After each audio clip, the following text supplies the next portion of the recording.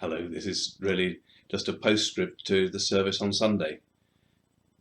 You may remember that I posted there during the reading a drawing by Rembrandt of the road to Emmaus. And there were some things I was wanting to say about that drawing. I couldn't work out whether to include them in the service or not, and in the end didn't. But then thought, well, maybe I'll include them as a separate video. And so here they are. I'm actually going to read something that was written about, well, I thought it was about that drawing, but in fact it's about a similar drawing of the road to Emmaus by Rembrandt. It's taken from this book, a book called Modern Art and the Death of a Culture. It's a book that was written in 1970 and was very popular while I was a student. You can see it's quite worn and well thumbed.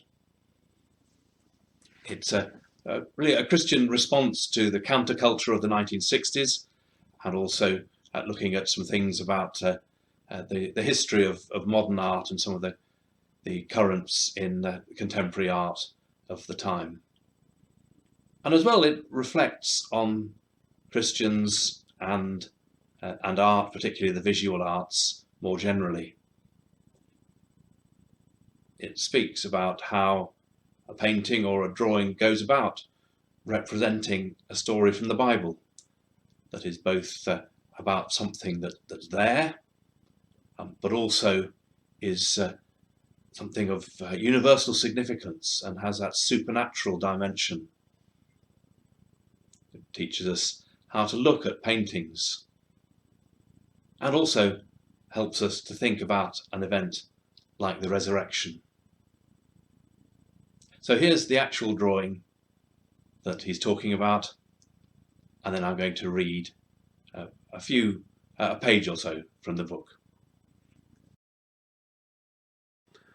What will the artist depict? What he knows to be true, or what the eye would have seen at that particular time and place? Let us take as an example Christ on the way to Emmaus.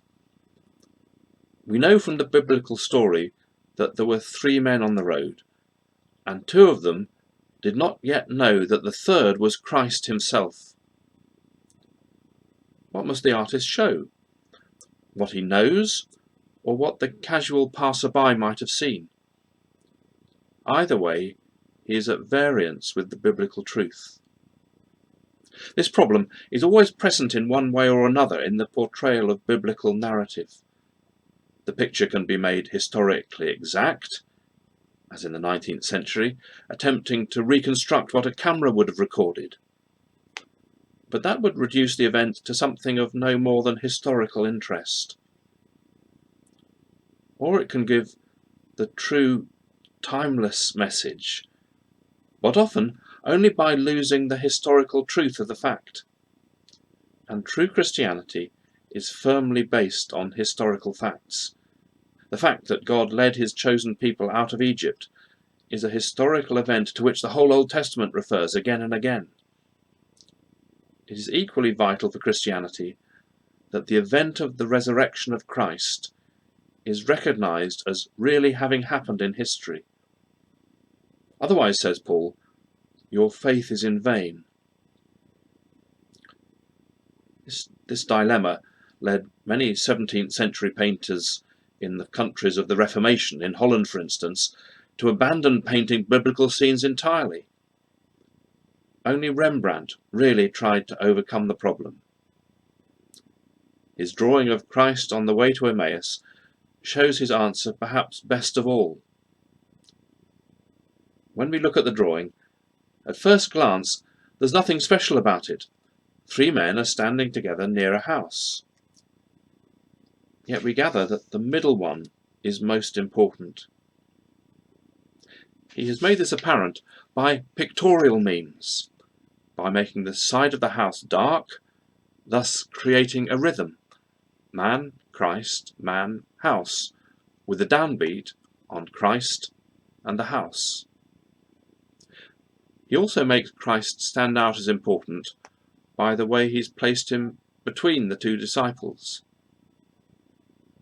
Then Rembrandt draws some trees in the distance in such a way that, although there is no halo, yet there's a suggestion of one.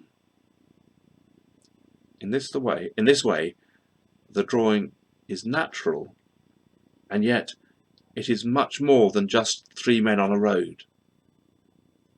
It brings out the fact which he wanted to get across.